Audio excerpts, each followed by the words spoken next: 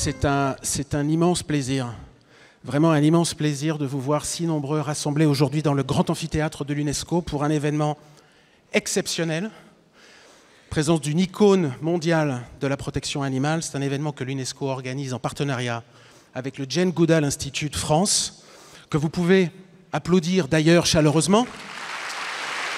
Et je salue son président, Pierre Quintard, qui est avec nous dans la salle.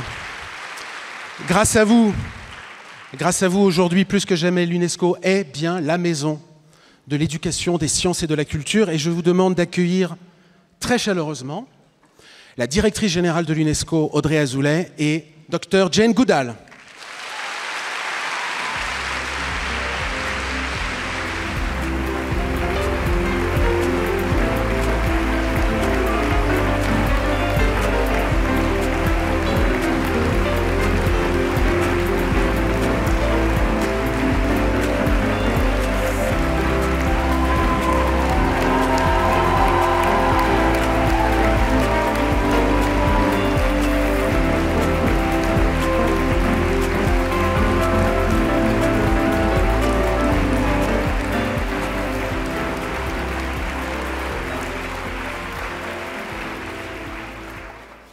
Dear Dr. Jane Goodall, distinguished guests, Chère Jane, you know now, and you've just witnessed, how much you are at home here at UNESCO.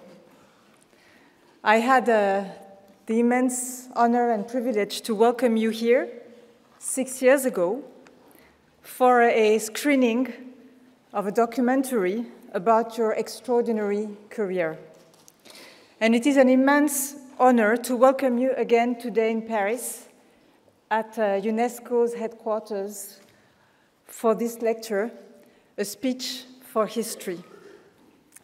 On this podium, you follow scientists such as the first Director General of UNESCO, Dr. Julian Huxley, co-founder of the World Wildlife Fund, or great anthropologists like Claude Lévi-Strauss, or Margaret Mead.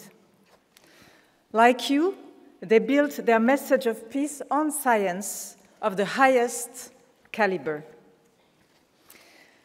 We owe you a number of crucial discoveries about the great apes, their language, their emotions, their sociability, and above all, their material culture, for it was you who discovered their use of tools.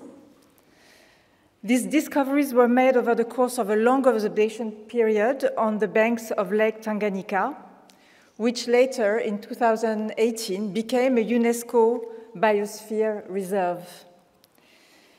Your work has shattered the divide that humans have relentlessly built generation after generation between themselves and the rest of the living world. This makes the defense of great apes, and more broadly, all living things, not just a means to our own survival, as we jointly advocated during the COVID-19 pandemic, but an end in and of itself. This is a defense you have led tirelessly. Chers invités, l'UNESCO est fière de mettre son mandat, les sciences, la culture, l'éducation, l'information, au service de la cause que défend le Dr Goodall, la redéfinition de notre relation à la planète, de son habitabilité. Et ici, malgré les crises, malgré les guerres, malgré les fractures du monde, nos 194 États membres travaillent ensemble à chercher ces consensus. Ce sont d'abord nos grands programmes scientifiques autour de l'eau, autour des océans, autour de la place des femmes dans les sciences, des programmes scientifiques qui, ici, à l'UNESCO, incluent systématiquement les savoirs autochtones.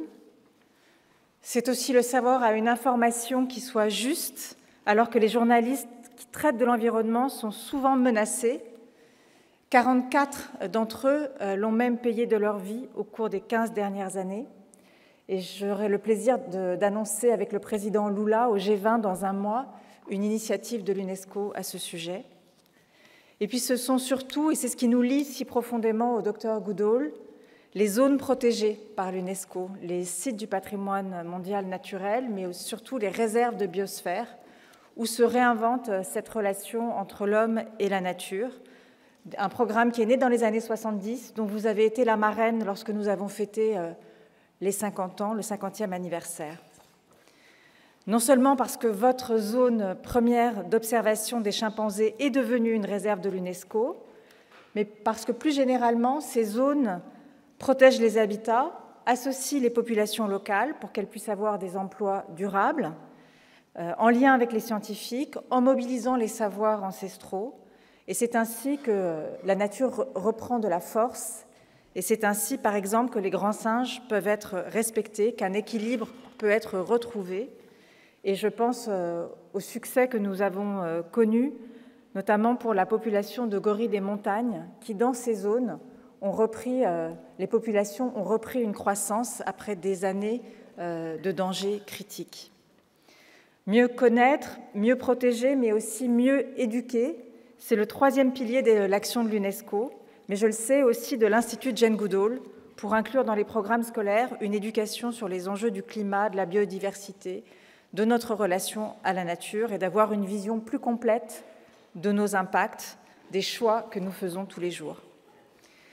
Et nous sommes très fiers de soutenir sur le terrain ces initiatives de l'Institut Jane Goodall qui ont des résultats tangibles et qui montrent qu'il y a de l'espoir, ce qui est aussi, je le sais, votre message. Dear Dr. Goodall, we need great figures like you, and you see how much your words are here expected, wanted, honored, and your presence is welcome. Because of your actions, because also of your message and your dedication, you help us overcome the shortcomings of our own capacity to understand the world. You embody the scientist, the adventurer, the activist, and it is my great honor and pleasure now to leave you the floor for this speech. Ladies and gentlemen, let us welcome once more Dr. Jane Goodall.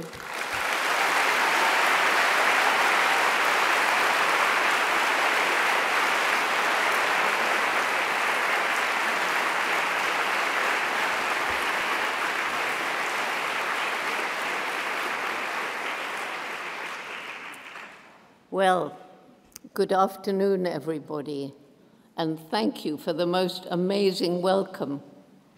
And thank you, Secretary General Azole, for inviting me for this amazing occasion. And I'm very proud of the relationship that the Jane Goodall Institute has with UNESCO, which has gradually been building up to greater cooperation over the years. And it's so true. Today, the world is in such a state that no one organization can do it alone. We need to collaborate, we need to get together, we need countries and individuals to work together to make this a better world so that we can be a little bit proud of what we leave for our children. But first of all, because I'm absolutely sure that never before in this space has there been a proper acknowledgement that we humans are not the only beings on the planet. So I want to bring into this space the voice of the chimpanzee, the animal I've studied for so many years with my dedicated team. And what I'm going to say simply means this is me, this is Jane, because the chimpanzees have different ways of announcing their presence. So this is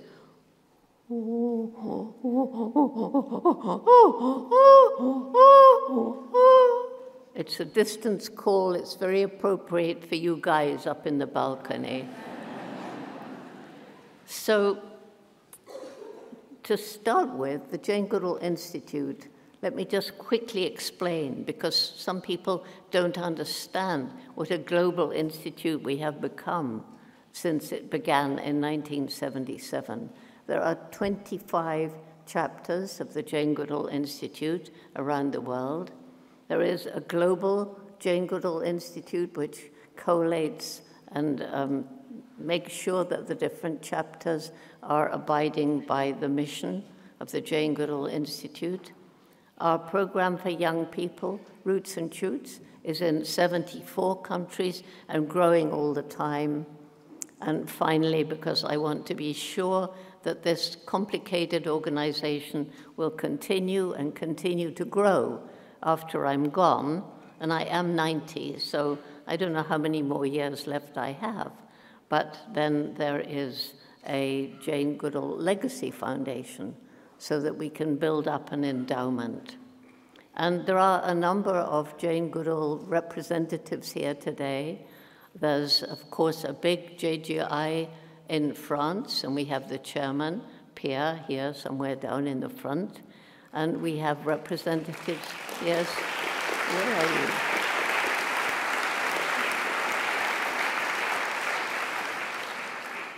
We have a number of executive directors, and I have to say, let's send a special wish to Galit, who's the executive director.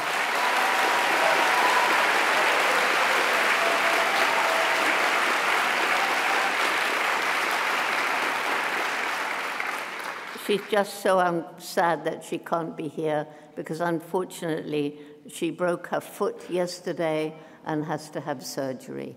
So a special wish for her.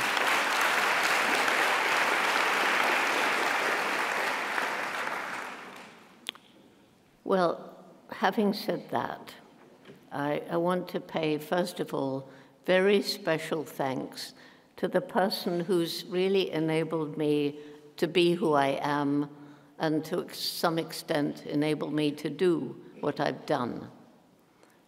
We can't choose, I don't think anyway, we can't choose where we're born, we can't choose who our parents are. But I got lucky. I got lucky in having the most extraordinary mother.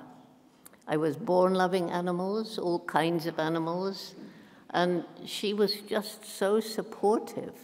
And to give you one example, when I was 4.5 years old, she took me for a holiday onto a farm in the country, a proper farm, not these terrible factory farms that we have today.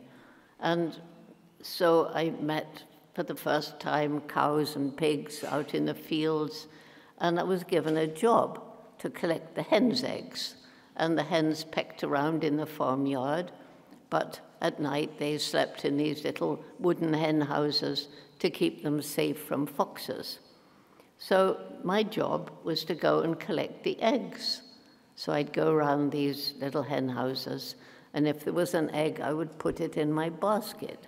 But I kept asking people, but where does the egg come out of the hen? Because I can't see a hole that big.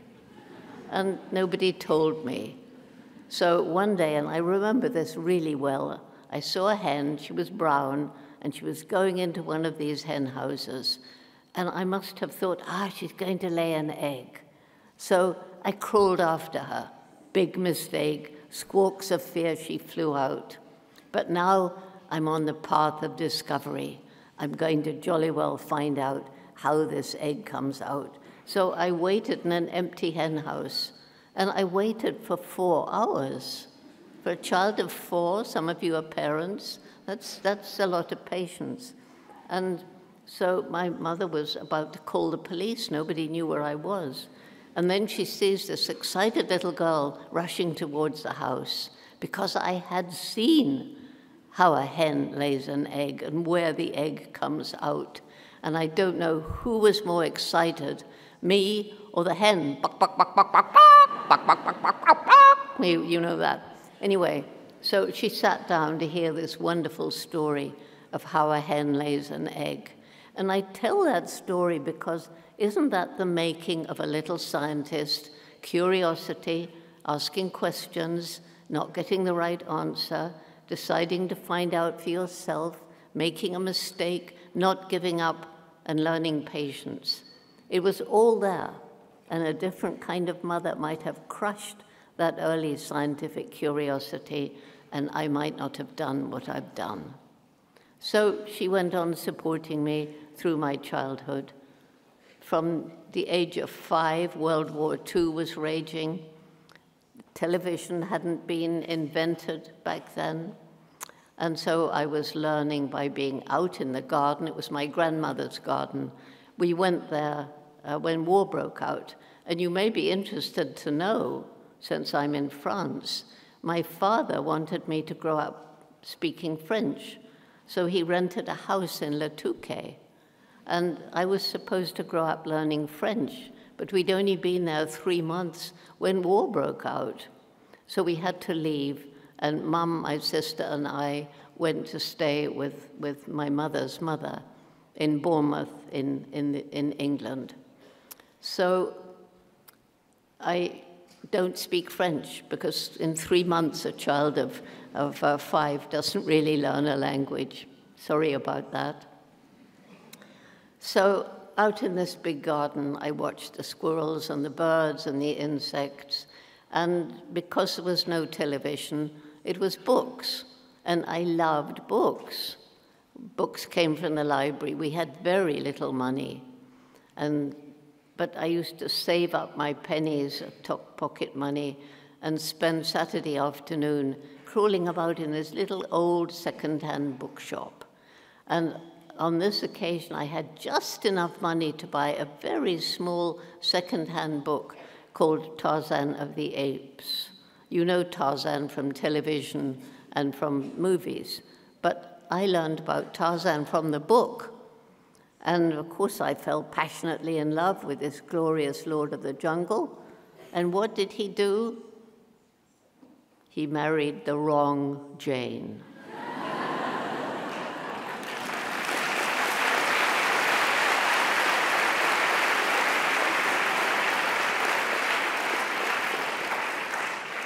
Well, of course, I knew there wasn't a Tarzan, but that's when my dream began. I would grow up, go to Africa, live with wild animals, and write books about them. No thought of being a scientist. Girls didn't do that sort of thing. And everybody laughed at me. How will you do that? You don't have money. Back then, we thought of Africa as the dark continent, very dangerous place. And anyway, I was just a girl, but not my mother. And this was so important in my life that she said, if you really want to do this, you're going to have to work really hard and take advantage of every opportunity. And if you don't give up, hopefully you find a way. And because of that, I've been able to take this message around the world and talk to young people, particularly in disadvantaged communities. And so many of them have later said to me, thank you, Jane, you taught me because you did it, I can do it too. And many of them have decided to spend their life learning about animals and the natural world because of that.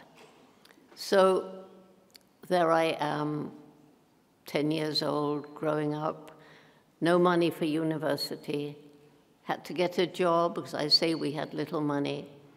Got a job, well, first of all, did a secretarial course, which I didn't want to do. But again, my mother wisely said, if you're going to do it, give it everything you've got. You may not want to be a secretary, but be the best secretary you can. So I did work hard, and I got a wonderful job in London. But then came opportunity, a letter from a school friend inviting me for a holiday in Kenya, where her parents had bought a farm. And so I couldn't save up money in London. I went home. I worked as a waitress in a hotel around the corner. Really hard work. And it was my first experience of learning a new culture, because all the other waiters and waitresses were professional, and they came from Ireland. They were Irish Catholics. And so I learned that whole new culture, which is very different. Anyway, I finally saved up enough money, took about 5 months, and I had enough money for a return fare to Kenya. Well, in those days, of course, there were some planes, but they were very expensive. So I went by boat. It was a journey that took nearly a month because the Suez Canal was closed because of a war between Britain and Egypt. So the boat had to go all the way around Cape Town. And it was so exciting. Left England when it was gray and cold. The sea became bluer. I began to see flying fish. And then closer to the Cape, dolphins. And the first place where I set foot on African soil was Cape Town. And it was exciting. There were the Africans dressed in their national dress. I didn't know that this was just for tourists. And my mother had 2 friends there, and they had said, don't worry about Jane. When the boat stops to get new provisions, we'll look after her. So for 2 days, they took me around. And at first, it was so exciting. But then I began to notice signs on the backs of the seats and the doors to the hotels and the restaurants in Afrikaans. And I said, what do these words mean? White people only. I didn't grow up that way. My grandfather was a congregational minister.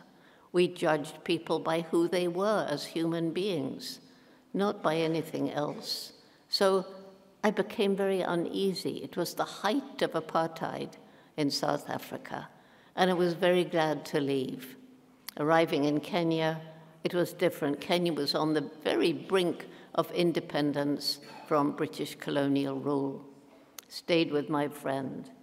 Somebody said, if you're interested in animals, you should meet Dr. Louis Leakey, famous paleontologist, searching for the earliest humans in different parts of Africa. And I went to see him. He was head of the Natural History Museum in Nairobi. He took me all around. He asked me lots of questions. And because I had spent as long as I could in the Natural History Museum in London, and because I'd read every book I could about the animals of East Africa, I could answer a lot of his questions. Now, I talked about that boring secretarial job, training. Guess what? Just 2 days before I went to meet Leakey, his secretary had suddenly left. He needed a secretary, and there I was. And now I'm surrounded by people who can answer all my questions about the animals and plants of East Africa. And it wasn't like being a normal secretary. I was in the same room as him, and there were always interesting people coming in, and I was allowed to take my little bush baby, who slept in a gourd above Louis Leakey's desk. And when a visitor came, the bush baby's little face would poke out, and then he'd come out and suddenly leap onto this poor man's head. He didn't expect it, so it was quite funny to see the reaction. Leakey didn't mind at all. So there I was, and Leakey allowed me to go with his wife, one other young English girl, to what at that time was a 3-month visit every year to a very famous fossil site, Olduvai Gorge. Back then, nobody'd heard of it. It was the Leakeys who felt that the Oldovan pebbles were actually Stone Age tools. Nobody believed them. And in those days, some of you may have been to the Serengeti and marveled at the animals there. Back then, there was no road. There was no road from Arusha to Serenera. There was just a very rough track. There was not even a track to Olduvai Gorge. And how the Leakeys found their way there, it's hard to tell in this great open plain. All the animals were there. There was just so many animals there. And we camped for 3 months. The only human beings we saw were 4 Maasai warriors. And Gillian and I were allowed to walk out in the evening after the hard day's work looking for fossils. And on this occasion, something made me look behind. And there, about the distance across this auditorium, was a young male lion. He was fully grown. His mane was beginning to grow. He was just standing, looking, his tail gently waving. I think he was just curious. Well, Gillian wanted to hide in the vegetation at the bottom of the gorge. And I said, Gillian, the lion will know where we are. We won't know where the lion is. We need to go up onto the plains, which is what we did. And I think it was that evening around the campfire that Leakey decided I was the person he'd been looking for to go and learn about the behavior of chimpanzees in the wild. Nobody had done that. And of course, I was really, really excited. Why did Leakey want me to go and do that? He was searching for the fossilized remains of the early humans. And from a fossil bone, you can tell a lot from where the muscles are attached, was the creature upright, from where on the teeth, the sort of food that was being eaten. But behavior does not fossilize. So Leakey, believing, as we now know to be true, that we and chimpanzees split apart from a common ancestor about 6 million years ago, maybe a little longer. And so he argued, if Jane sees behavior that's similar or the same in chimpanzees today and humans today, maybe that behavior was also in the common ancestor and they've taken it with them on their long, separate evolutionary pathways. That, he argued, would give him a way of better thinking about how early humans might have behaved. And of course, this is now generally accepted. And so we can think of early humans walking upright. We can think of them using tools before stone tools and things like that. But none of that was known back then. There were two problems. First of all, money. I hadn't been to college, remember, but finally a wealthy American said, all right, here's 6 months. We see how she does. Secondly, Tanzania was Tanganyika back then, was part of the crumbling British Empire. And the authorities said, a young girl in a forest on her own? Absolutely not. But Leakey never gave up. So in the end, they said, all right, but she can't come alone. So who volunteered to come? That same remarkable mother. She came for 4 months of my 6 months.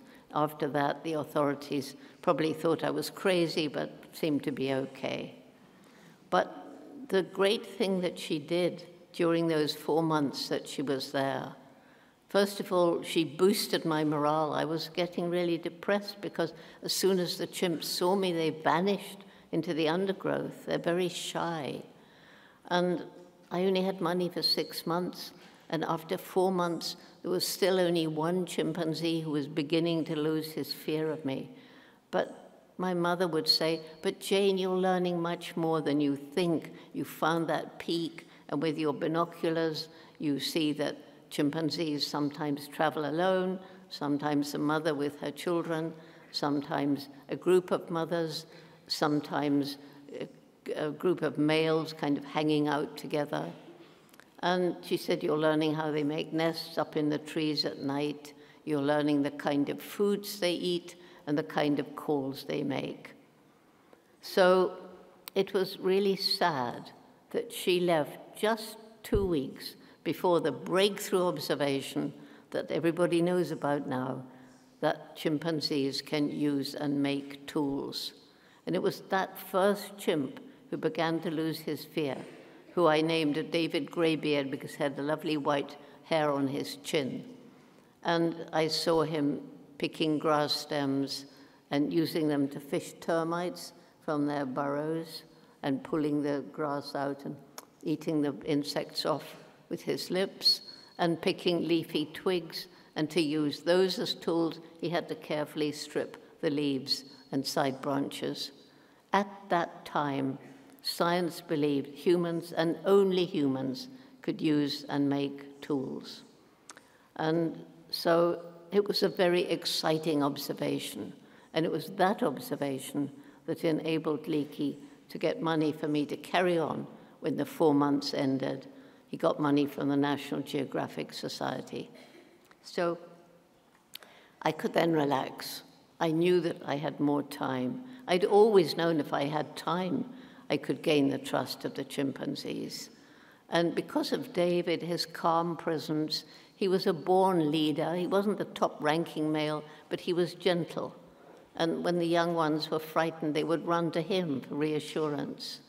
And I suppose when I approached a group that was ready to run, if David was there, he just sat calmly. And I suppose they thought, well, she can't be so frightening after all.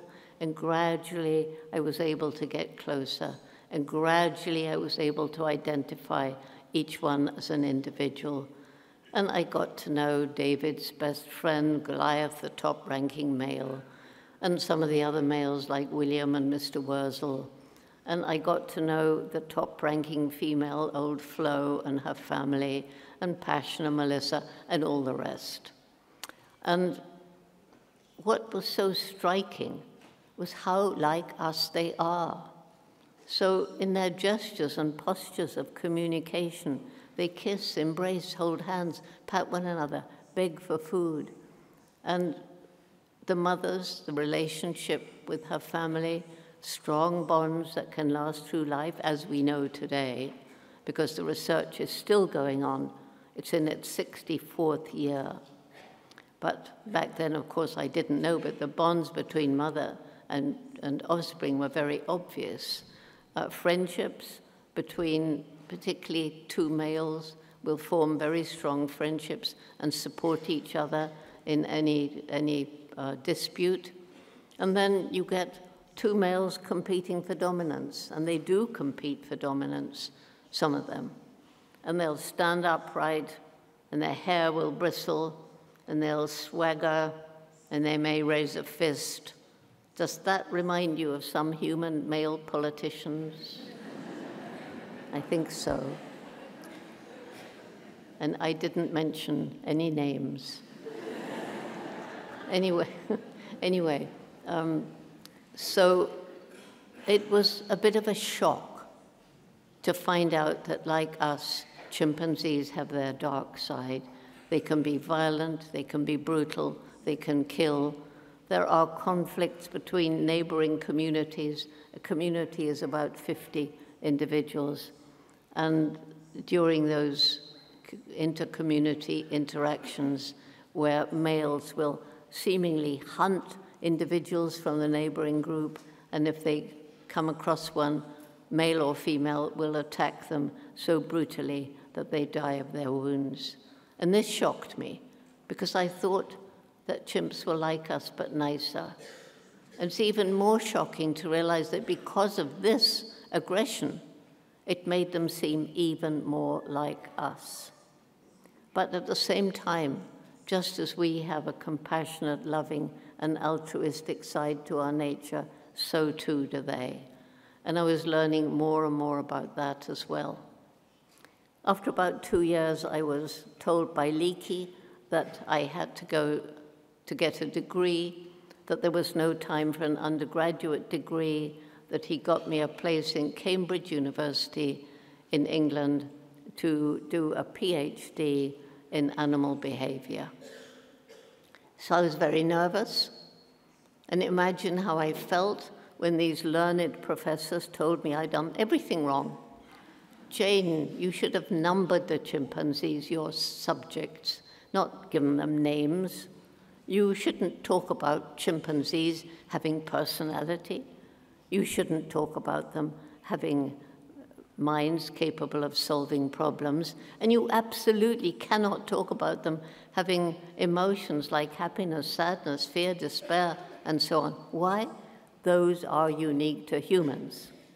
And they told me, you cannot have empathy with your subjects. Scientists must be coldly objective. And of course, I had a wonderful teacher when I was a child who taught me that these professors were talking rubbish, that it wasn't true. And I bet many of you have had some kind of animal, a dog, a cat, a rabbit, whatever you've had, a bird. You know perfectly well, we are not the only beings on the planet with personalities, minds, and emotions. And it's perfectly possible to be objective and still have feelings for the being that you're studying. So anyway, I didn't confront them. I went on describing their behavior, and the Geographic sent a filmmaker, and his film was corroborating everything I'd said. So gradually, scientific attitude began to change. It's now called, I'm told, the Jane Goodall method of studying animals. Anyhow, I got my PhD, went back to Gombe. I went back to the best days of my life. I built up a little research station. Gombe is a tiny national park, so very few students.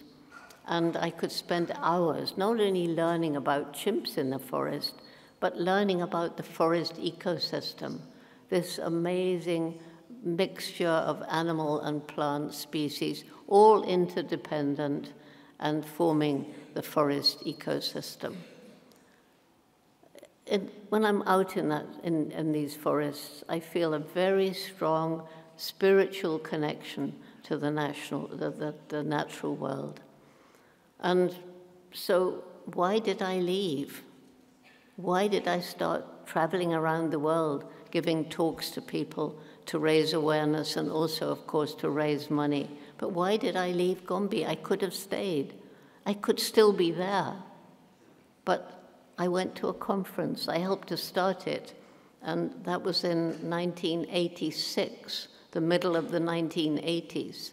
And it was by then there were 6 other scientists studying chimps in different parts of Africa. And so we wanted to know how much chimpanzee behavior changed or didn't change according to the environments they were in, whether there were different cultures. If you define culture as behavior passed from one generation to the next through observational learning. I had already talked that I guessed that that would happen, and lo and behold, it's true. There's different ways of tool using. Some foods are eaten in some area and not in others, and that's because the young ones learn by observing and imitating. And because the youngsters have a lot to learn, they have this very long childhood, 4 years between live births. And during those 4 years, the youngster is learning the cultures of his or her community. So at this conference, we also had a session on conservation, and it was shocking. I learned that right across Africa, wherever chimps were being studied, forests were being destroyed, they were losing their habitats, and their numbers were decreasing. So I went to that conference as a scientist. I left as an activist. People say it must have been a hard decision. It wasn't a decision, it was just something that happened to me. Chimps had given me so much. Now I must do what I could to help them. But I didn't know what to do. However, I got some money, again from National Geographic, and visited the study sites around Africa to learn more about the plight of the chimpanzees. And of course, there was the growing bushmeat trade, that's the commercial hunting of wild animals for food.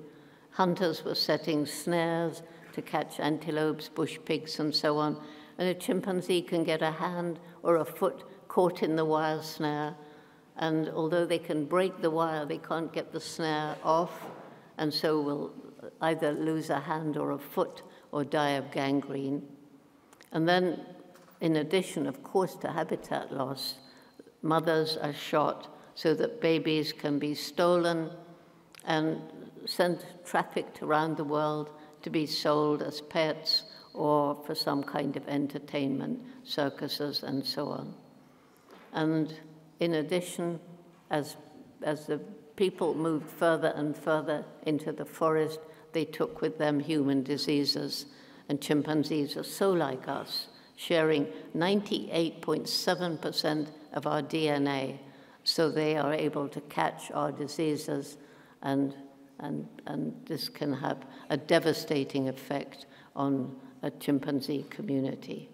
But at the same time as I was learning all this about the chimps, I was learning about the plight of some of the African people living in and around chimp habitat, the crippling poverty, the lack of good health and education facilities, and also the degradation of the farmland as their populations grew.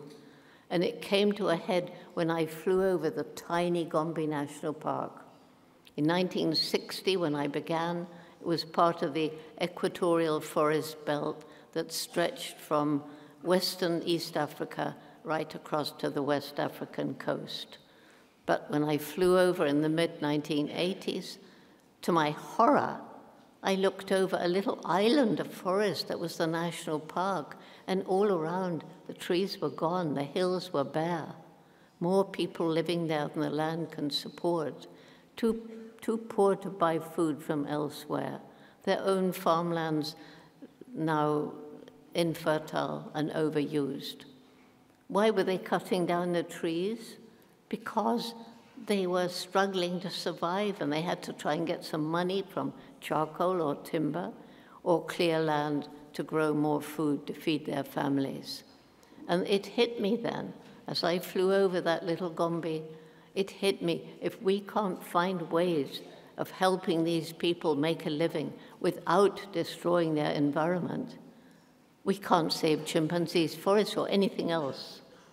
And so back in 1990, we began a wonderful man, George Strundon, who'd worked out in that area of Tanzania already for 15 years.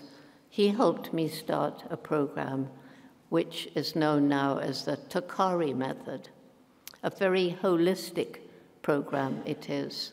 But when we started, then it was a little group of 7 local Tanzanians who were chosen to help initiate this program.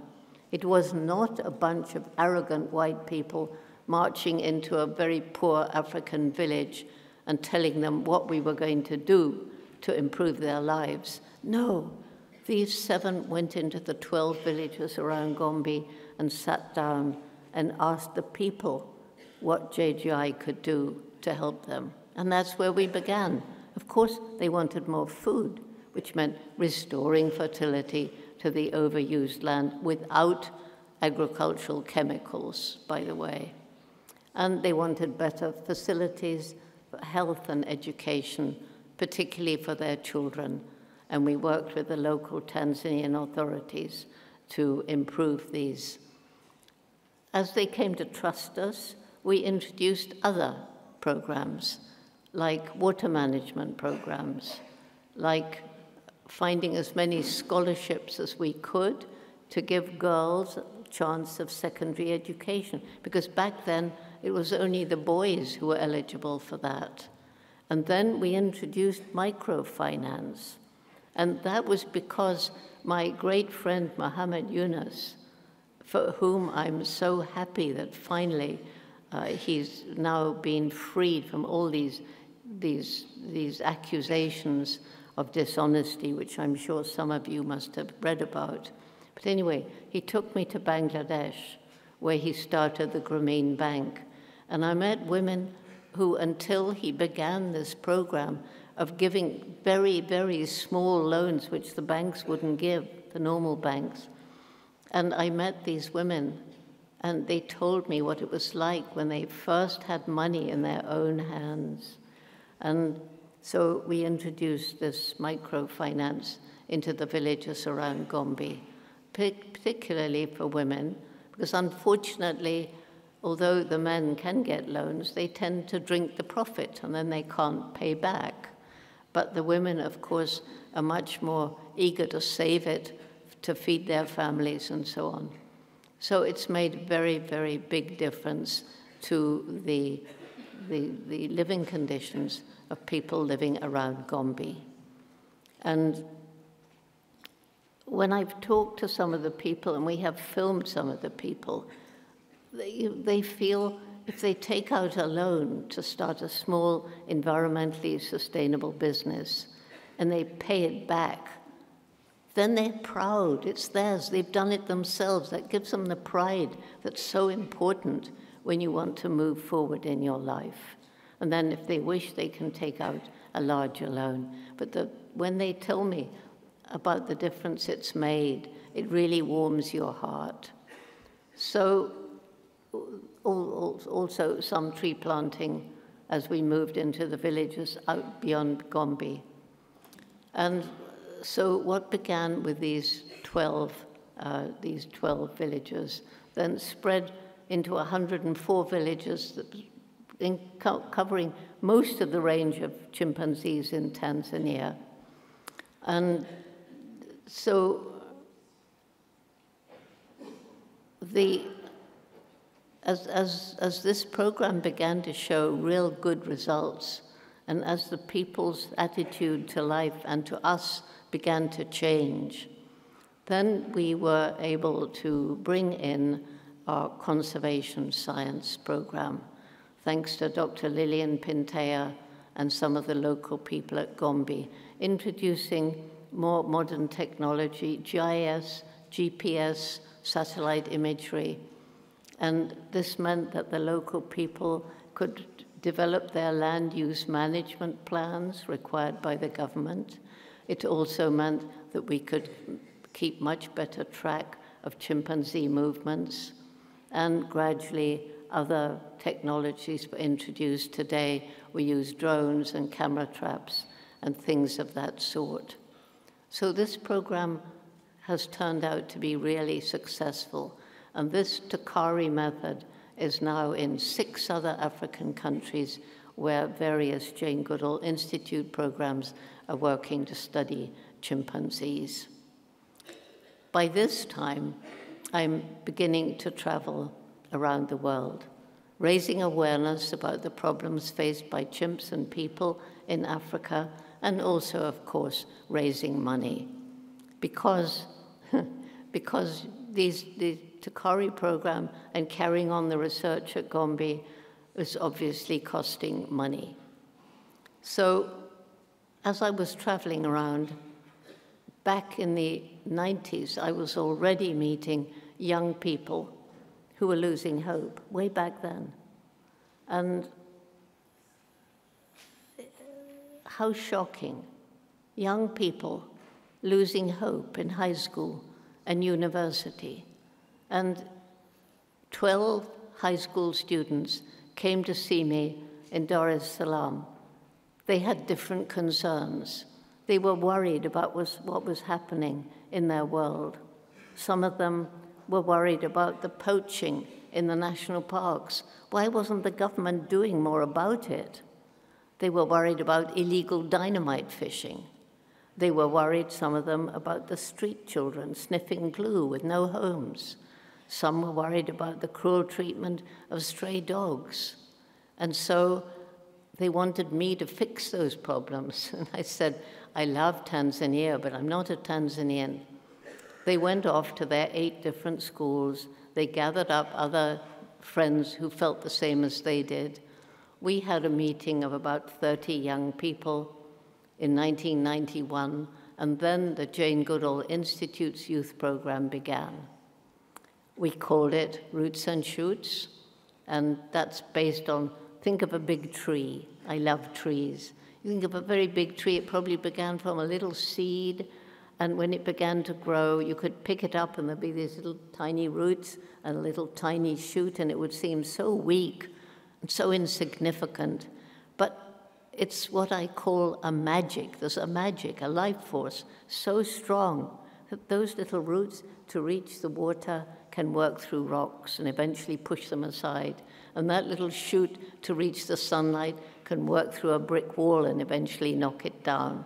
You've all seen things like that. So we see the young people, the roots and shoots, are working through the problems that we face today and knocking them aside like the rocks and breaking them down like the walls. And we decided on that first meeting, the main message of Roots and Shoots would be every single individual matters, every single individual makes a difference every single day.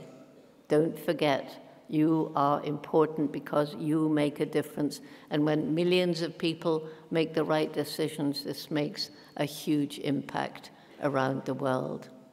People come to me when they're depressed, many people, and they think about the problems of the world and they feel depressed. We all do when we think about the problems facing us today. But I say to them, you can't solve those problems, but what about where you live? Is there something you care about? Maybe you care about plastic litter. Maybe you care about pollution coming from agriculture or household waste. There's something. Well, get some friends together and try and do something about it. And they do, and they find it does make a difference. It makes them feel better, and then they want to do more. So with Roots and Shoots, because everything's interconnected, we decided that each group would choose between them 3 projects, one to help people, one to help other animals, and one to help the environment. And they don't all have to do every one of those projects, but they must share them so that they understand this interconnectedness between the different projects. So what began with 12 high school students is now in 74 countries around the world. We have members from kindergarten through university, and I'm telling you that they are making a difference. There is a growing group of Roots and Shoots across France. I just spoke to many of them. So much enthusiasm, so many great ideas that the young people have when they understand the problems, and we empower them and perhaps help them to make a difference. And this is so important when you think, what are we leaving behind for our children today? We're leaving a flawed world. And this is where I come to the biggest difference between humans and other animals. We know today that animals are way more intelligent than we used to think. Not just the great apes, chimpanzees, gorillas, orangutans, monkeys, whales, elephants, but we now know that pigs are very intelligent. Some of them are more intelligent than some dogs. And if you don't believe me, Google not Picasso the artist, but Piccasso, and you will see what I mean. Picasso's paintings are selling for about $5,000, and her biggest painting sold for $25,000. And she loves to do it.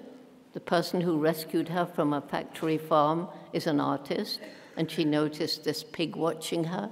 So she set up an easel, gave the pig a paintbrush with paint on it, and the pig started to paint. You'll love to watch it. And we now know birds are very intelligent, crows particularly, and of course parrots.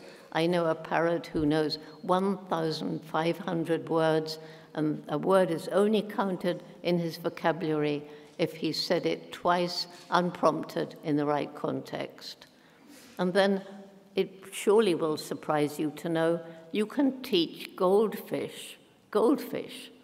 And there's a Chinese man, and he's got 3 goldfish on this side of the tank and 3 on the other side, and he's taught them to play football. Seriously. These ones try and get the ball in the goal over there, and these ones try to take it away and put it in the goal over there. Goldfish. Bumblebees can be taught to drop a little marble into a hole, and then they get a nectar reward. That's amazing. Other bumblebees who have not been trained can do the same just by watching the trained bumblebees. And then some of you must have seen My Octopus Teacher, and we know the amazing intelligence of the octopus. So, yes, they're very intelligent, but think what we've done.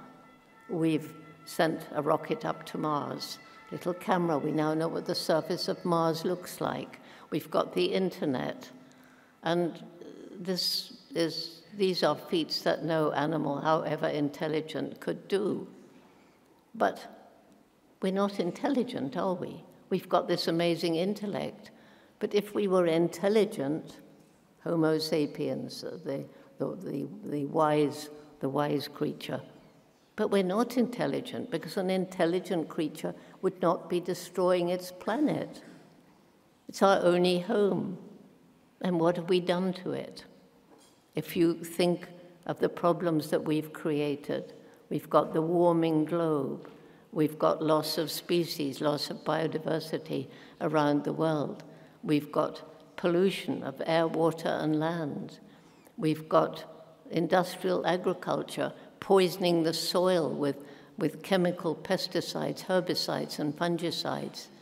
We're polluting the water of the ocean with the runoff from agriculture, from industry, and from household waste.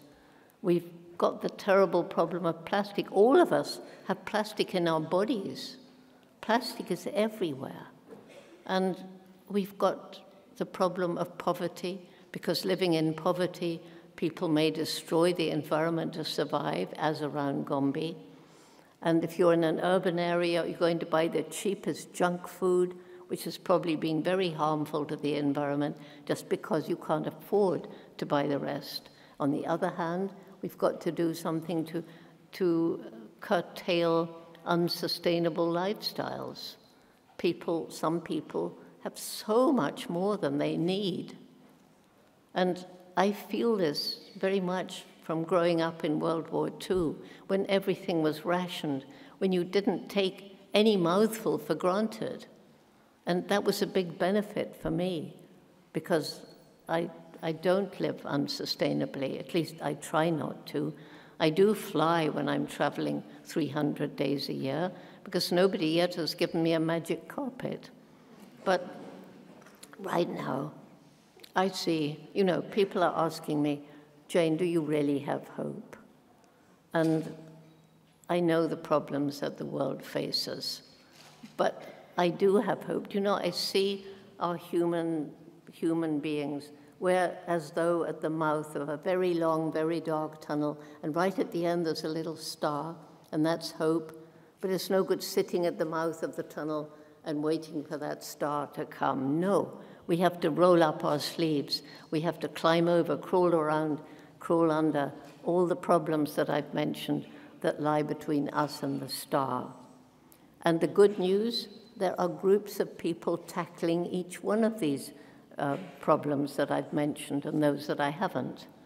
But the sad thing is they're so often working in their own narrow little tunnel, in their own silo.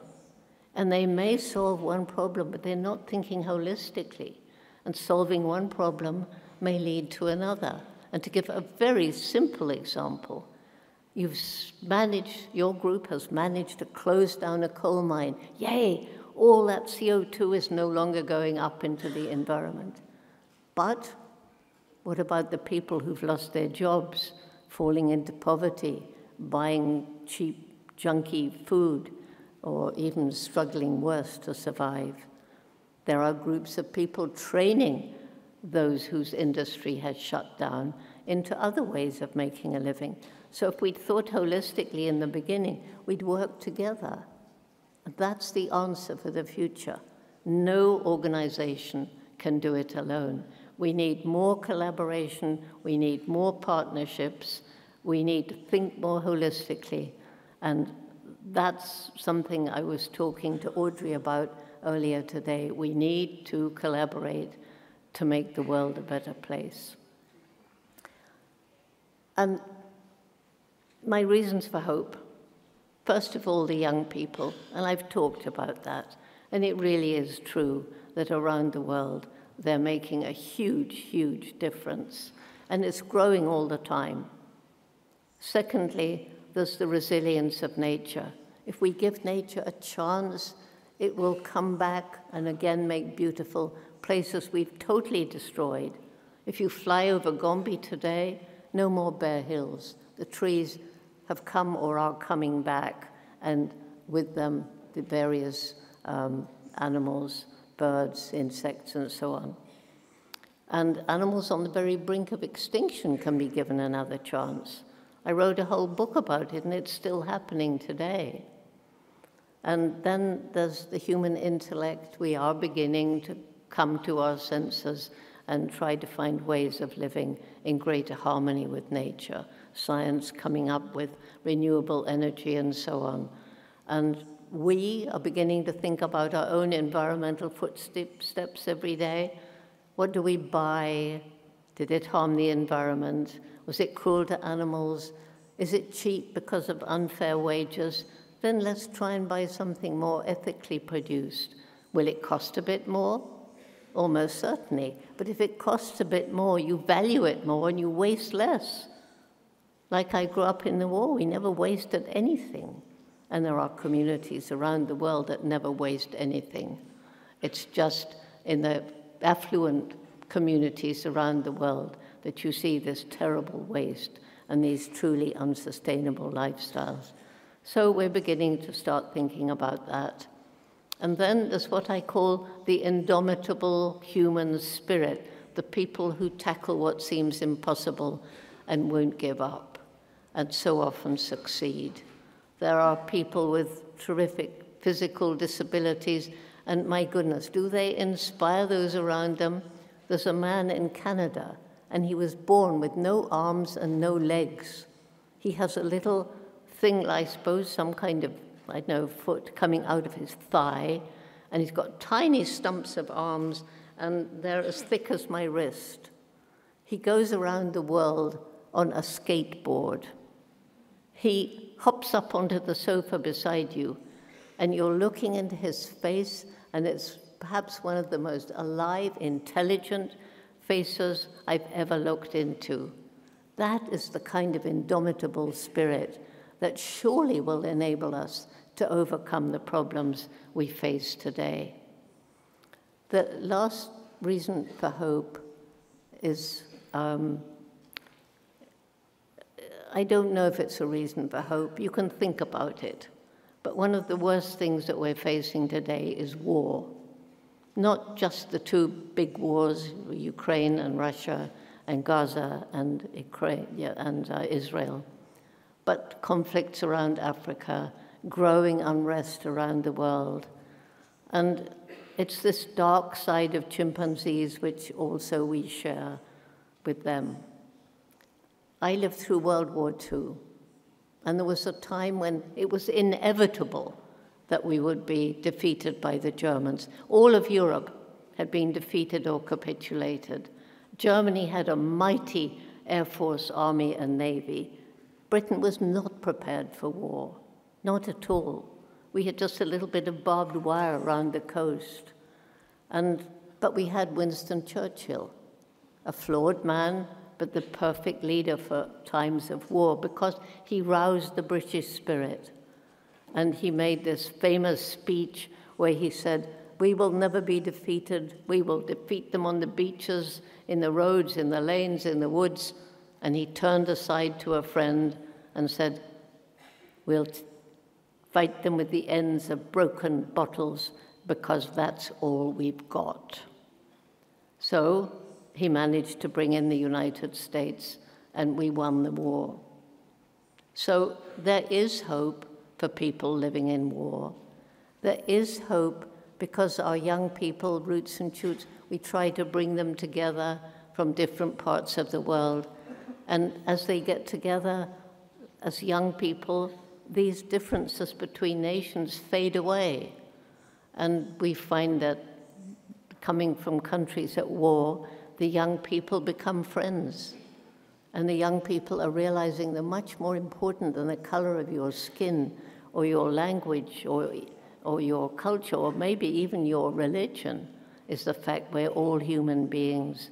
We all laugh, we all cry, we all love. What we have to suppress, and what I hope the young people are helping us to do, we have to fight the fact we can all hate. So those are my reasons for hope. And I think it's very uplifting for me. I want to end with one story. And it's a story about how we need peace and harmony, not only with each other, but also with the natural world and animals. And it's a story about a chimpanzee, a big male, and he'd grown up alone. He didn't know anything about other chimpanzees, and he was introduced to a group. And he was attacked, and he was so terrified, he managed to get over the railing, which would protect him from falling into the deep water of the moat. And he started to drown because chimpanzees can't swim.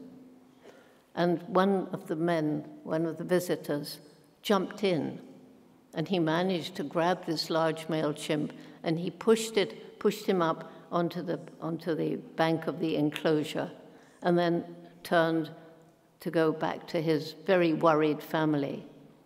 But then the chimp started slipping down into the water again. And by this time, 3 of the other big males were approaching with their hair bristling, and male chimps are much stronger than us. And this man stood very still. He looked at his family, and then he looked at this chimp who's just falling into the water again, and he went back, and he pushed the chimp up until he was safely grabbing onto some grass. That evening, he was asked, "What made you do such a brave thing?" And he said, "Well, I looked into his eyes, and it was like looking into the eyes of a man." And the message was, "Won't anybody help me?" That's what the world is saying to us today. So let us get together, each do our bit in whatever way we can. Make the world better for the children who are coming after us, and help them to make the world better for themselves. Thank you.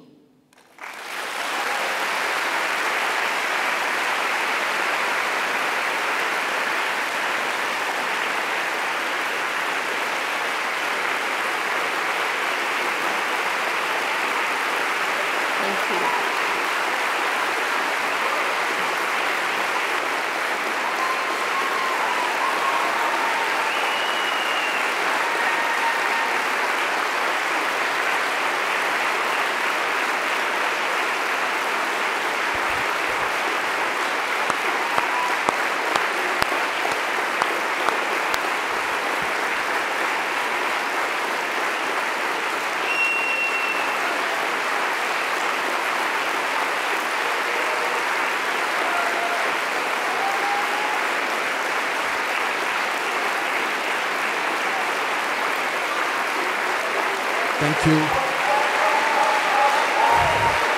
Thank you so much.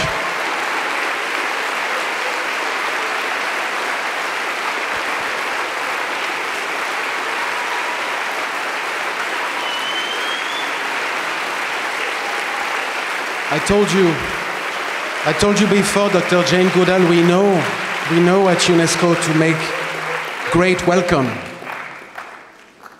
Thank you so much. You said depressed people come to see you, and look what you've done. It's remarkable. You brought over 1,300 people in a temple of concrete on the first day of vacation for an anti-depression therapy session. It's incredible, incredible. Thank you so much. Nous allons passer maintenant à un petit moment de questions-réponses, et je vais inviter Cyril Dion à me rejoindre sur scène. Il va y avoir des micros qui vont passer dans la salle. On va vous donner la parole très vite. Et d'abord, Cyril, la scène de l'UNESCO est la tienne. Bonne continuation.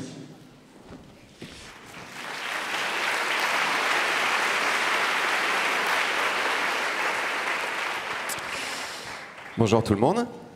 Ça va? Tout le monde va bien? Bon. I'm speaking to them in French and I'm speaking to you in English. Is that all right? Because they're French, they don't understand English. No, that's not true, but I know it's not your favorite place to be, and I know maybe you would have liked to be with your dog in the countryside and have a long walk, so sorry for that. Sorry for, being like with us. Like we did. You and I have walked in the forest together. Exactly, yeah. Like we did. I once told you that when I was sitting next to you, I felt like I've been, meditating for 3 hours on the top of a mountain. And that's the effect you're doing to people. So I guess maybe changing the world is trying to be a wonderful and true, powerful human being. So thank you for being a true and powerful human being. Thank you. Thank my mother.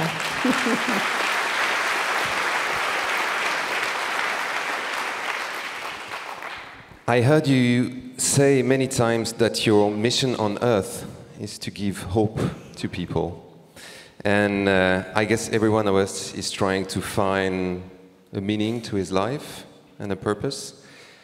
So, do you think that we, human beings, have a purpose, that our species has a purpose?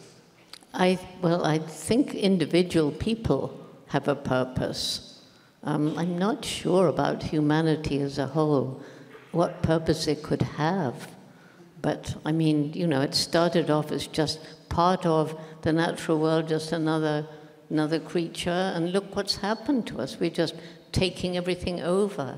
And then when somebody gets hurt by, say, a wolf, well, that's because we've killed all the wolf's prey, and they take one of our cows, and we blame them and think they're horrible. But think what we've done to them. But do you think, even though we don't have a purpose as a species, because we're like a species among many others, what kind of purpose should we give us to each us? person? Okay. I mean, well, what kind of purpose humanity should seek right now? Well, the purpose right now should be to make the world better in any way we can. Our purpose should be to think about how we behave, to think, like I say, about what we buy and how it was made, to think about the fact that animals are thinking, feeling beings like us and how we treat them, to think about our own little footstep each day, so when we go to bed, we can say to ourselves, well, I left the world just a little bit better, or at least I didn't harm it. But so many people, if they thought about it when they went to bed, would be horrified, but they don't seem to think about it. But I don't want to sound gloomy, but the thing is, it's not really working so far. I mean, I've been an activist for the last 20 years. You've been an activist for like the last 50 or 60 years. And we kind of have the feeling that we're losing the battle right now. I mean, climate change is worse and worse. Scientists are just afraid of the sixth mass extinction, happening maybe in the next century. So, what is the next step? I mean, why aren't we winning? We activists, all the people who are trying to change the world right now. Well, I think one reason we're not winning is that we've got some pretty nasty people up in high positions in government. There's no question about that. And when you take a country which is full of people just like us, people who want a decent life, people who want to live in peace. I mean, think of the women in Afghanistan, for example. Think of people in small communities who are being persecuted in the countries where they live. There's so much, I'm almost going to say evil in power in some countries. But if you take the ordinary average person, give the child a good beginning, give the child a beginning where he's not taught to hate another. I mean, I know that Israelis at one time were taught to talk about the Palestinians as cockroaches, and the Palestinians were told to talk about the Israelis. I can't remember what nasty thing. Pigs. And you're bound to have a child growing up not in the way that we would like. But how do you change it? If every child had a decent upbringing like you and I did, we wouldn't have the problems in the world today. But the main thing is we mustn't give up. We've got a window of time. There is time to start slowing down climate change and restoring some of biodiversity. Roots and shoots between them are planting thousands and thousands, millions of trees everywhere. We are beginning to create corridors linking up patches of preserved environment, and corridors are so important. And there are some, cross-boundary programs in different countries. So that if the media would talk about the good things going on, that would encourage people and give them hope. They could say, well, they did it, I can do it too. But it's all doom and gloom, and they don't share these wonderful stories of amazing people. But in some way you're saying that we would maybe need to get rid of these male politicians you were mentioning before, or these nasty people who are sometimes in charge of huge companies who want to make profit? Well, we can't, can we? I mean, the only hope is, we started Roots and Shoots in '91, so already we've got some members who went through then. They hang on to their values, respect and compassion.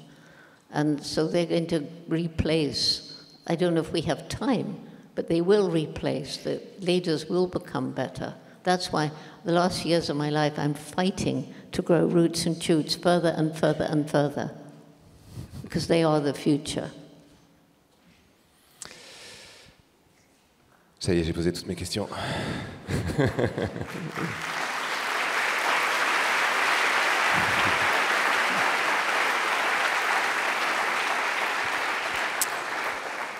Alors, je vais vous proposer maintenant qu'on rentre dans une conversation entre Jane et vous. Si vous avez une question, essayez de la faire brève. Si vous avez une conférence à faire, en gros, la faites pas cet après-midi. Ce serait gentil. Pour qu'on puisse donner la parole à un maximum de personnes. Qui est-ce qui voudrait commencer? Ok, au premier rang là-bas.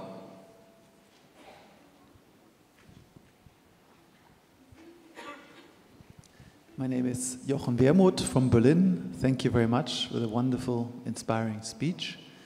My greatest hope is an idea, it turns out by Al Gore from '93. It's called the Climate Carbon Tax and Dividend, where you charge for a ton of CO2 the 200 euros of externality it causes, and you distribute it evenly to all the people. So any person would receive every month 200 euros. It is socially just, it's market-based, and it turns out the United Arab Emirates is considering to introduce it because it would drive out coal and expensive oil and gas. Maybe the EU could introduce it, maybe US could introduce this, and that could be a fast path for the market-driven solutions of our problem.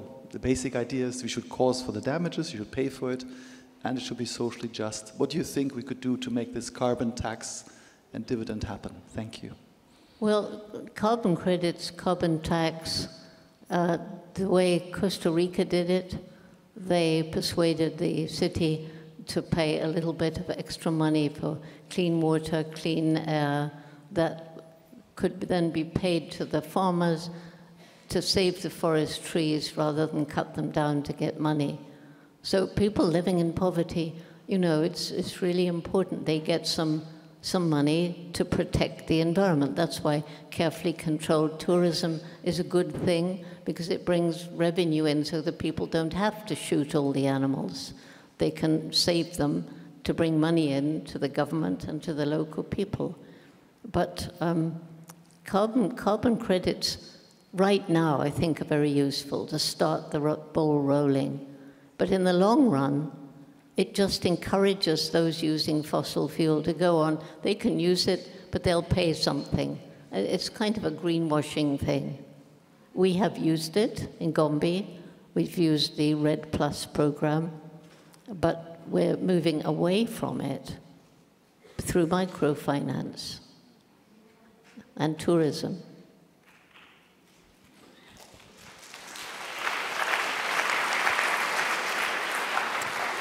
Before we take another question, there is a huge question actually facing environmental issues. Is that the fact that we're not talking that much about paying attention to the living world. We're talking about decarbonize society a lot, climate change, but we can decarbonize. I mean, get rid of fossil fuel and still destroy the natural world by digging big mines and so on. So do you try to alert politicians about that? About the fact that we cannot only focus on climate change and we need to see what kind of consequences the fight against climate change could have on the natural world? I don't think there's any use fighting climate change if that's all we fight, because it's all interrelated. And you've got to consider climate change is absolutely intertwined with loss of biodiversity. And so, but that's the only advantage of the number of people on the planet. We've got enough people getting more and more educated to tackle all these different problems with their different skill sets. And, they really are. You can't take one and just solve that. But as I say in my tunnel, there are enough people to tackle them all, but they must talk to each other and work together. Est-ce qu'il y a une autre question? Alors, il y en a pas mal par là-bas. Donc on va commencer par... allez, la personne en vert, là-bas. It's awfully hard to pick. Jane, once again you fascinated me. Actually, we met each other 40 years ago. This was just 1 year before you started traveling the world. And today, to be here, I see that you've not changed. Actually, you're so consistent to your words. Thank you so much. And I came here with my students from Audencia who just entered the Roots and Shoots program. And they are just about to actually enter the professional world, companies. Which recommendations can you give them to be exemplary, to do good to the companies and also to the world?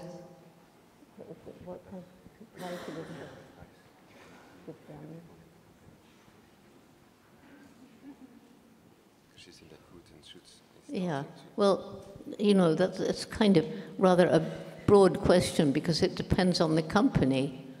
And I think gradually some of the big corporations are beginning to change. There's an awful lot of greenwashing, but they are beginning to act in a more sustainable way or trying to. And so one quick story. I met a CEO of a big international company, and he told me, he said, Jane, for 8 years, I've really been trying to get my company more sustainable in the country where we source our goods, in the supply chain as much as possible, in our offices around the world, the way we interact, and also the way we treat our customers. 3 reasons. 1, seeing the writing on the wall, seeing that people are realizing that natural resources are being used up too fast, and therefore the resources are being used up too fast, and therefore we better, start doing things differently. We can't go on taking and taking and taking. And secondly, consumer pressure. People are beginning to say, I'm not going to buy that because it hurt the environment, cruel to animals, unfair wages. But he said what tipped the balance for me was my little girl. She came back from school one day and she said, Daddy, they tell me that what you're doing is hurting the planet. That isn't true, is it, Daddy? Because it's my planet.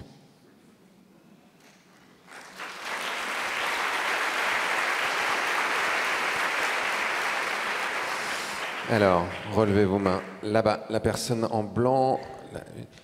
Voilà. Moi, j'adore les singes, mais est-ce que quand vous étiez petite, vous aimez déjà les singes? She said, I love monkeys, but did you already love monkeys when you were a child? No, I didn't really know anything about monkeys growing up in wartime England. Yes, I was given a toy chimpanzee by my father when I was 1.5, and I loved him. But I didn't really relate him to the wild. No, my favorite animal is absolutely not a chimpanzee. They're much too like people to be a favorite animal.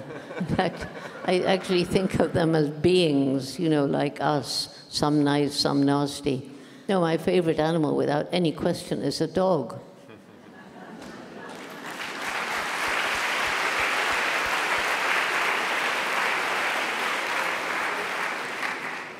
C'est pour ça que je disais que tout à l'heure, Jane aurait préféré être avec son chien plutôt qu'être au milieu de Paris, dans un blocos, même si c'est très beau et que c'est l'UNESCO. Alors, La personne qui est là-bas au fond, qui lève très fort sa main, avec beaucoup d'enthousiasme.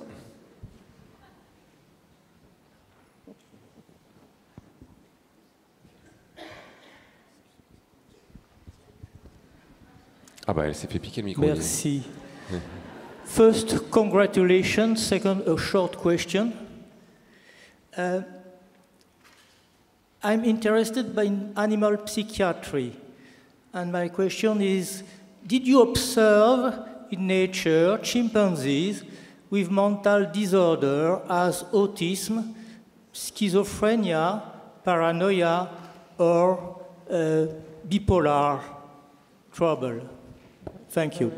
Did you observe chimpanzees who are mentally ill, like who would have like autism or schizophrenia or this kind of disease?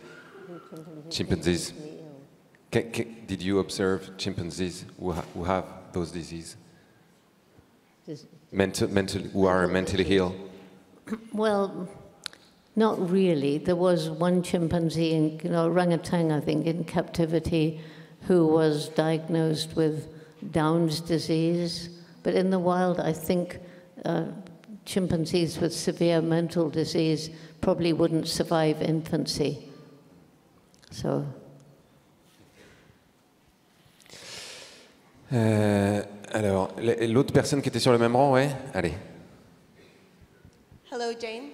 Over here, I am Paula from Panama, and you've spoken about hope.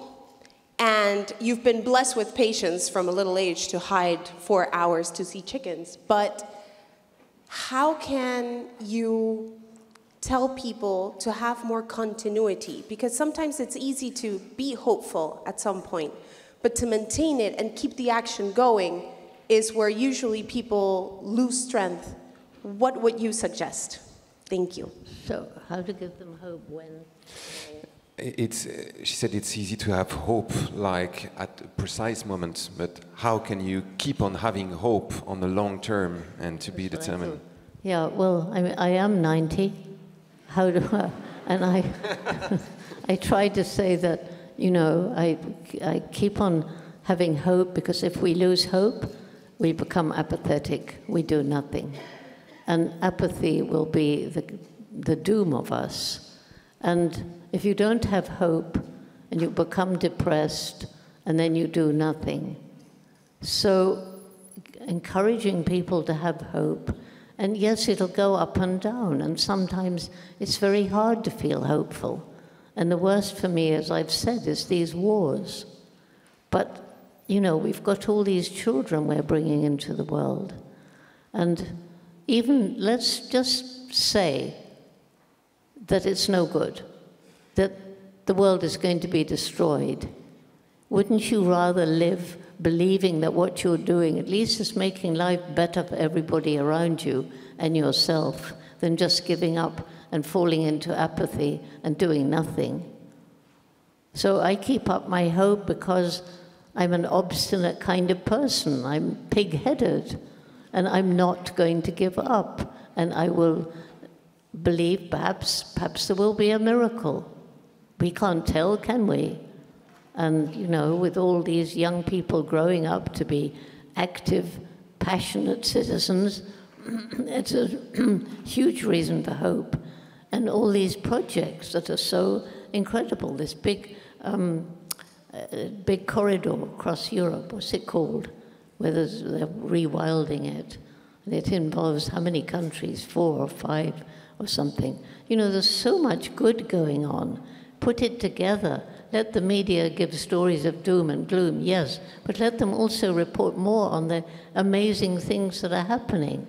Because the more people who have hope, and the more people who fight for that hope, because they believe that they can make a difference, then the world is going to be a better place.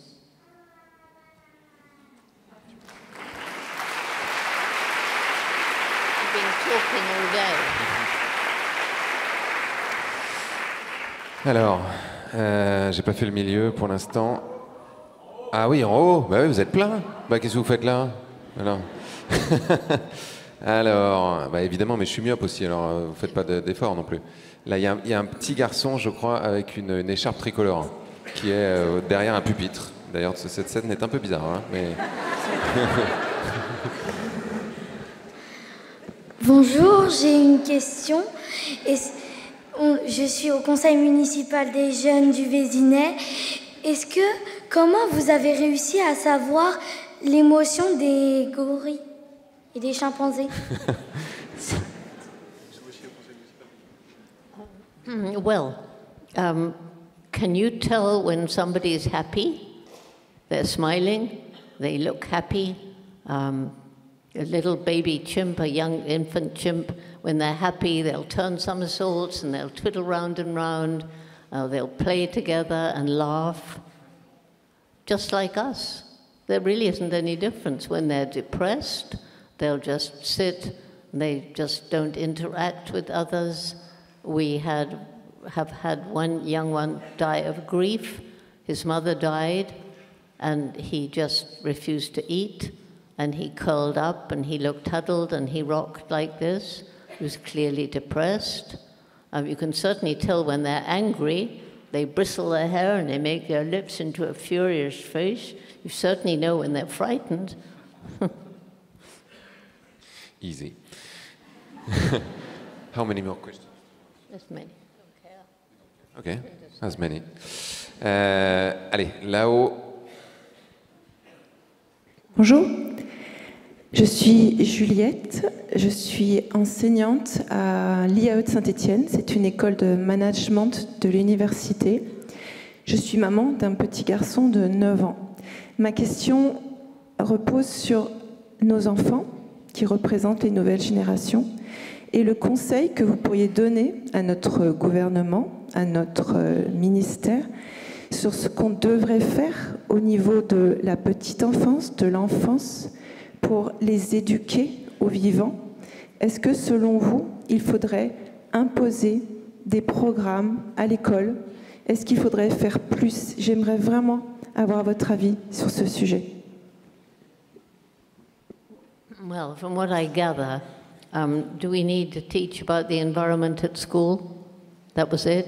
I mean, one of the things in our Roots and Shoots program, encouraging young people to be out in nature, one of the big problems is that the young people today on their cell phones, their iTablets, I've seen a child of 3 years old being pushed along in a pram in the most beautiful place. There was trees with flowers overhead, and it was staggeringly beautiful. And this child was just on his iTablet doing something, and the mother was on her cell phone. And the thing is that it's now been scientifically proved that for a small child, time in nature is beneficial for their psychological development. And in Canada and Japan, adults can be prescribed, they can have a doctor's prescription, time in nature, so many hours a week, because it's beneficial for psychological and physical health. So this is one of the big problems, this disconnection from the natural world. Understanding that or not understanding that we're part of the natural world and we depend on it, but what we depend on is healthy ecosystems. And an ecosystem is that complex interrelated mix of animals and plants, each one with a role to play. And I see it as like a beautiful tapestry. And when an animal or a plant disappears from that particular ecosystem, imagine a thread is pulled from the tapestry. And if enough threads are pulled, then the tapestry will hang in tatters and the ecosystem will collapse. And that is happening. So, time in nature, we must protect nature for the future. And then you get this, and it is a big problem. We've got to improve the lives of people. At the same time, we've got to protect nature on which we depend. And it's not an easy problem. And I'm sorry for the people who have to tackle it. But it really is a problem, because if we don't save the natural world, then all these people we bring out of poverty, they won't have a future, because we need the natural world. And you know, there's 8 billion of us on the planet now, said to be 10 billion in 2050. We're already using up natural resources too fast, making too heavy a demand. So what's going to happen? And I should say that our Takari program, we do offer family planning delivered by the local people, and it's incredibly well received. The women are so grateful. And we even had men come and ask for a vasectomy because they say, we cannot afford to have more children. You once told me that we protect what we love and we love what we know. So if people and children don't know the natural anymore, they don't want to protect it. And we have an American study showing that American children between 4 and 10 years old know how to recognize like 1,000 brands and logos in a second, and less than 10 plants who are growing around their home. So that's a problem. I mean, if at school we don't allow the children to go into nature, and there is wonderful experiences showing the benefit of it, like Forest School, for example, in the UK, in Denmark, in Germany, and in France, in some part of France. They will never have the feeling of urgency that we need to protect that beauty. Yeah, they don't know it. You know, one good thing, though, we are beginning to listen to the voices of the indigenous people, those who've been guardians of the natural world for sometimes thousands of years. And they're beginning to appear in big international meetings, and films are being made about them. And, you know, it's so important. Alors, revenons un peu en bas. Au milieu, juste devant moi, avec une capuche et des lunettes. Je crois qu'il y a une capuche. Non, c'est pas sûr, c'est peut-être mes yeux. Au milieu, là.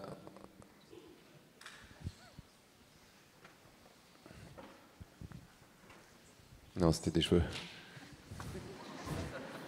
Désolé pour la capuche. Est-ce que vous pensez qu'on devrait mettre plus d'animaux, d'animaux et de nature dans l'art, les films, la musique, les livres, pour changer les états d'esprit? Nice one.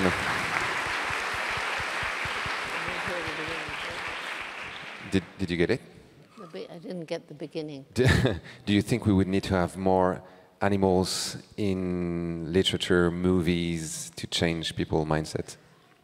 More animals? To show more animals, nature, to put the natural world more into the stories that we tell in movies, in novels, in paintings.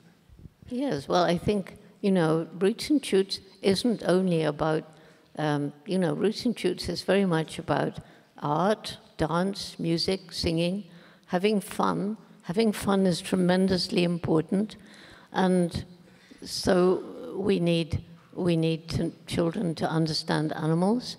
In the inner city, sometimes you have to take nature into the children, and there are programs where animals are being rescued and children can go and see them. They can't be released into the wild. Having a dog, or for some people a cat, can change their lives totally. I mean, hundreds of people have told me, this dog made all the difference. I was depressed, and now, you know, I wanted to kill myself. So, yeah, we need animals, we need teaching about animals, we need nature to bring to us if we can't go to nature. I'm not sure if that was the question. Not really, but it was a nice answer. So art to you is a way to show that we need to have a closer relationship to nature also. Definitely need a closer relationship with nature, one way or the other. Alors, There's one here. This one's been... Là-haut. Alors, de ce côté-là, on n'a pas eu encore. Là-haut, là-haut, là-haut. Ah, encore le conseil municipal du Vésinet. Bon, les gars, vous êtes 5 de Blue One. Ah, c'est d'autres. Bon, allez. Là-haut, le pupitre. Allez-y. Bonjour, je suis conseiller municipal de la ville de Lons-Saunier, une petite ville du Jura. Je voulais vous poser la question, qu'est-ce qui a fait que vous passiez d'une passion, votre passion pour les animaux, à un combat politique? Et aussi, est-ce que vous êtes végétarienne?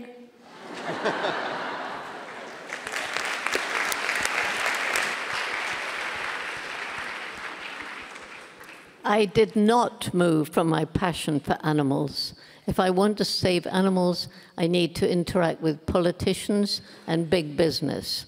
Otherwise, you can't save the planet.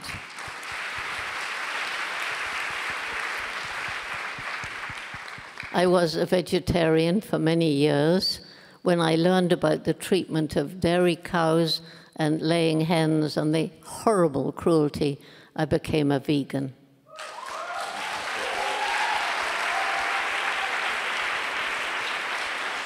Yeah, let me say one more thing. And France needs to pull up his socks in that way. We spent a long time yesterday trying to get vegan butter, and we failed.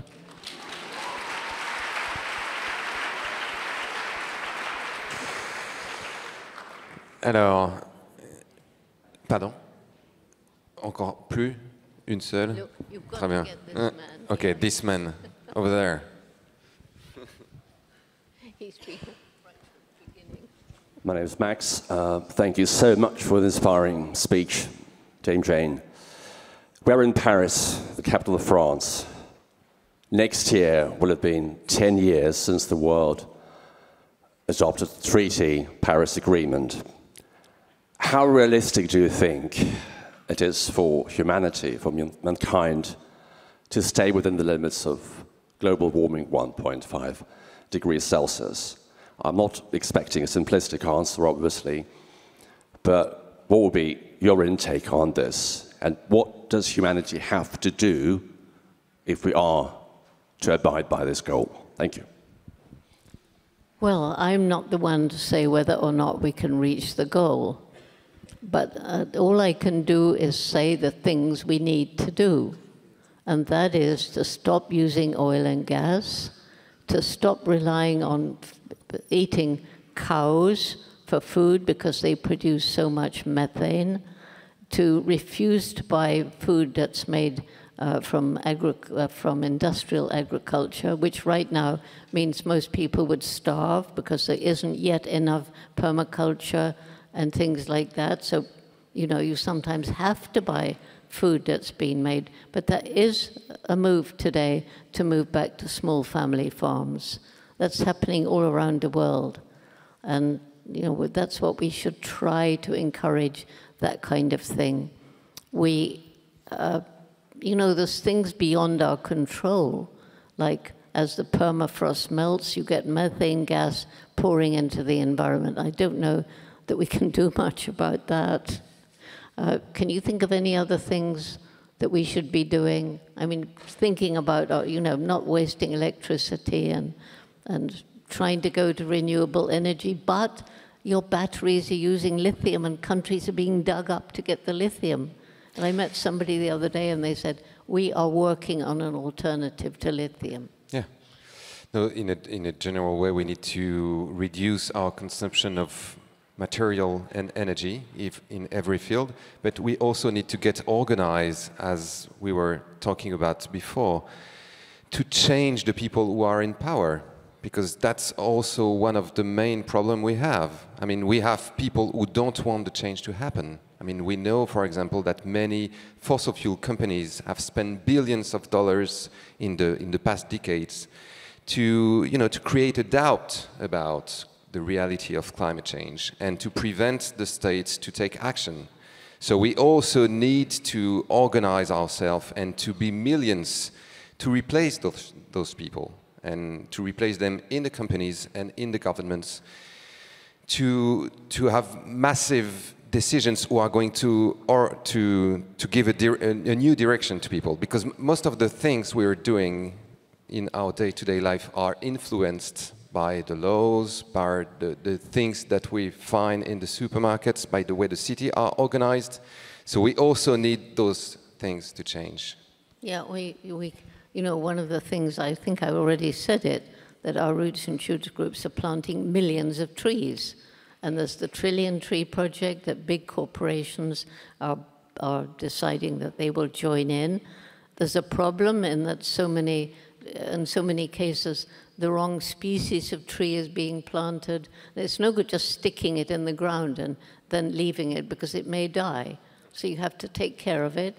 You have to plant it at the right time, and you have to make sure you get the right species. But just remember this, we now know that trees can communicate. They communicate with this wonderful layer of microfungi under the ground, or they put pheromones into the air so that when a species of a caterpillar plague is coming, they put out signals, and other trees of the same species will then put poison up into their leaves to protect themselves against this invasion of caterpillars. There's so much we have to learn about the natural world. And children are having great ideas, you know, to live in a more sustainable way. I find that girls in America, they've got to have a new dress every time they go out to a dance. I was talking in a group the other day with a monk, and a Buddhist monk, and you know, he was in his robes, and I was wearing a green shirt that I've had for ages. And at the end, we showed a film. You've seen the film where the chimp is released and embraces me. It was taken 10 years ago. And I said to him, look, that is the same shirt that I'm wearing today. And I said, you're so lucky because you're a monk and you don't have to buy new robes all the time. Or to think about what you are going to wear every day. Right, I know. I would like to be an animal with fur. Never have to dress at all. Would be wonderful. Sorry, guys, that's the end of the question. I would just add a last thing to this conversation.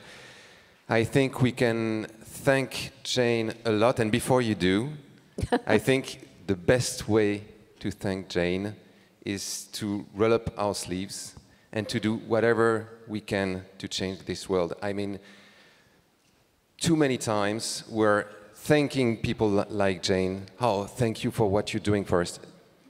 She cannot be alone doing that. She's giving you energy to do that yourself. So thank you for doing that. Merci. Thank you, Jane.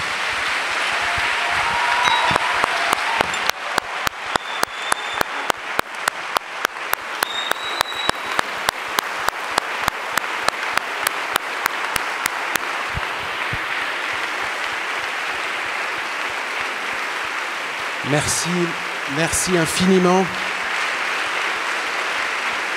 Merci beaucoup Cyril Dion, merci Jane Goodall.